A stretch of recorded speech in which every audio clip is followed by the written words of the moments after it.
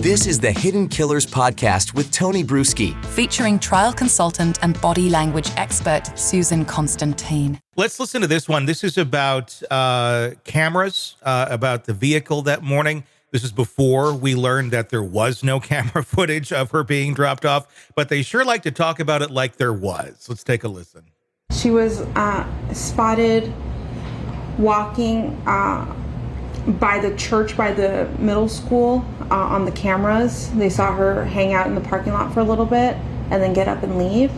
They didn't see a vehicle or anything else. They just saw her walk away around 9 a.m. heading towards the school, but she never made it. What has the school said? Have you been in contact with the school? Yes, that they're doing everything they can. They've given me all their resources. The principals called me. They've looked at their cameras. I don't think they've caught anything on the cameras that's too far away from the sidewalk. Everything is too grainy, so they can't see specific faces. But they've looked. I'm just waiting to hear anything else from them. Another one, a lot in there, talking about those cameras and coming up with excuses as well. I'm curious as to where they even got that camera story to begin with. What did you take? Yeah, so she's giving you reasons why she's missing. Mm-hmm. But keep in mind, what she did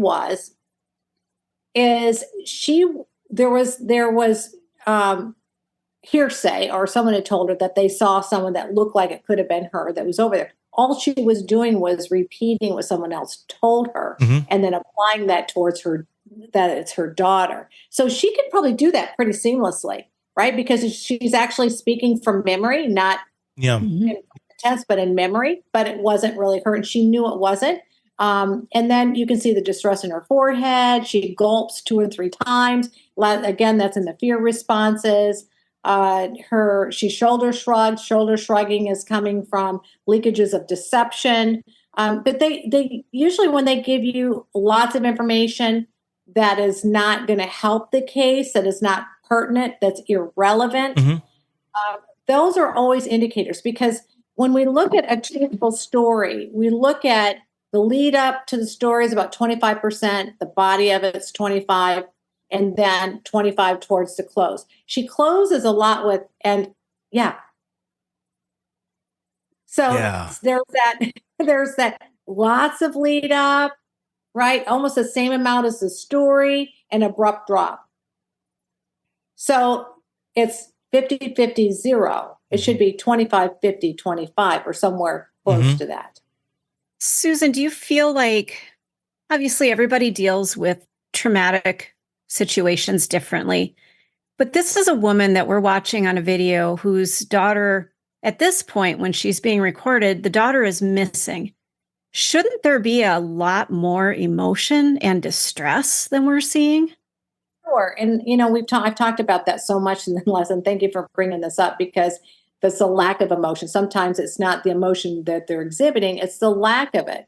So it's either the increase of the emotions or the decrease, and you would expect to see tears or some redness of the eyes or distress in the forehead and the eyebrows pinching together in sadness, slumped shoulders. There's the lack of affect in the face. All of those things which are significant with worry, right? Worry mm-hmm. and concern, and they don't shed any tears. All we do is just have this detachment. And that's what I see throughout, is this emotional detachment from not calling her by her name, not by her title, which is my daughter, the lack of emotional affect, the fear responses, the anxiety, the imaging anxiety, which are stress indicators. And stress indicators, along with the words that she's using, is showing stress, which is the stress that is associated with deception. So, yes, I think the average person they would be frantic. And the other thing is, what we never heard her come out of her mouth was a call to action. Mm. There was never a call to action. And also, when a person feels helpless, what do? They lean in and they're using their hands, their face is distraught, they're crying, there's a lot of emotion that goes into it. And then you see cracking of their voices, and you see a lot of this because everything that we are feeling is exhibited through our nonverbals. This is a physiological effect. When that is not consistent with what you would consider being a natural grieving person, in the totality of things, it's really off. It just doesn't seem right.